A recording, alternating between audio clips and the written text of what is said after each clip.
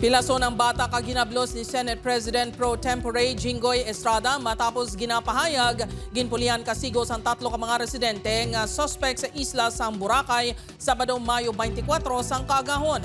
Sunod sa senador, nagbakasyon lang sa isla ang mga biktima. Sa nagwa na sa bar, dito na ginsunod ang mga ini kaging kastigo sa mga suspect. Nagagwa sa imbestigasyon sang Malay Police nga parehong halin sa bar ang mga suspect at biktima.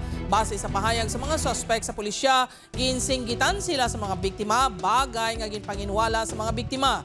Ginpasungkas ang ilang pamilya ang mga suspect nga nalagyo matapos ang insidente. Nagpasaka na sang reklamo nga physical injury si Senador Estrada batok sa mga suspect.